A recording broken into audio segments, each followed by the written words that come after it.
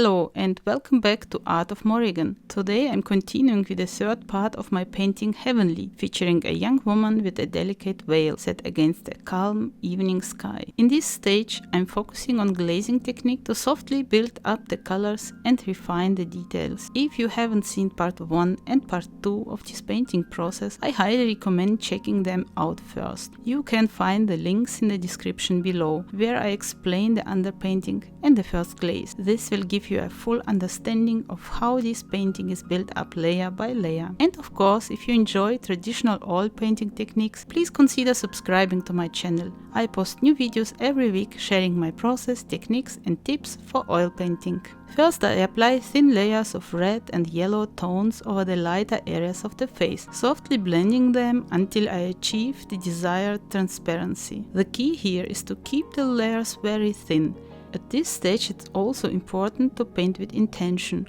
Don't just apply color all over the face randomly. Pay close attention to values and how the skin tones shift depending on the form, while the glazes should subtly reinforce the structure of the face. For the lower paint of the face, I glaze a thin layer of sfumato, which is a very transparent, slightly greenish gray tone. I find this color to be perfect for the cooler areas of the face, such as the jawline, the area under the mouth, the transition between the chin and the cheeks. This subtle greenish tint neutralizes excess warmth and creates a natural atmospheric effect. I also wanted to mention my recent video on alla prima portrait painting, where I painted a portrait in one session using thick opaque brush strokes. If you're interested in seeing how that approach compares to this layered glazing technique, check it out. The link is in the description below. Next, I move on to the background, applying thin, semi-transparent layers of color mixed with white. Even though I am using white here, I'm still keeping the paint thin and luminous, so the layers beneath can show through. In the background, I can work a bit more loosely, placing brush strokes next to each other rather than blending everything immediately. Once I've covered the area, I use a fan brush to softly blend everything together, creating a smooth and airy effect.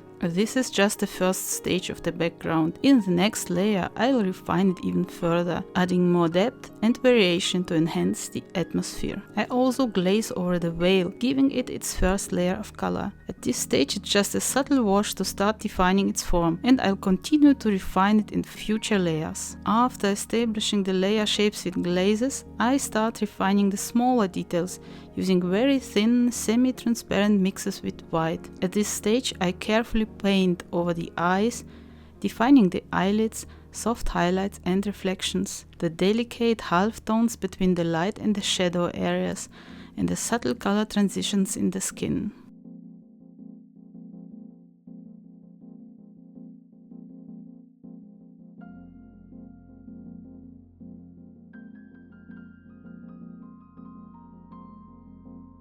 One important rule I follow: I still do not bring white paint into the shadows.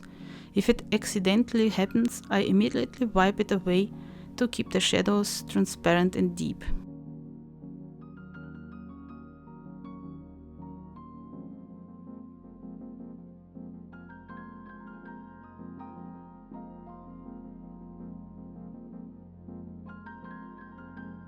For the nose, I use thin layers of paint mixed with white and linseed oil, carefully building up the form of the nostrils and the soft highlights along the bridge of the nose. The nose is always a tricky part.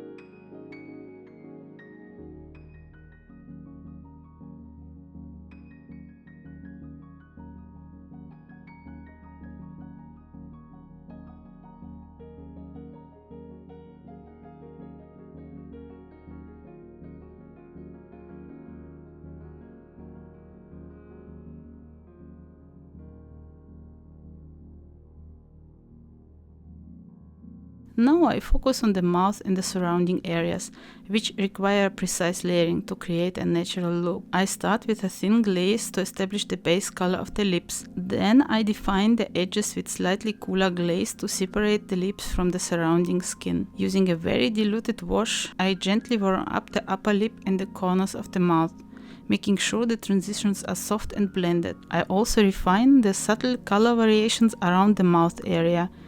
The skin here is usually cooler in the corners and warmer on the center of the lower lip, where the light catches the form. At this stage, I'm sometimes jumping around the painting, making corrections when needed.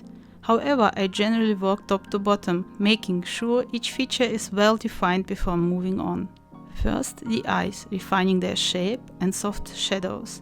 Then the nose, adjusting the highlights and transitions. Finally, the mouth, ensuring the form feels complete. Once I'm happy with the main features, I extend the work to the ears, adding soft warmth and shadow transitions, the hairline, keeping the edges soft and blended, and the hair, adding subtle glazes for depth.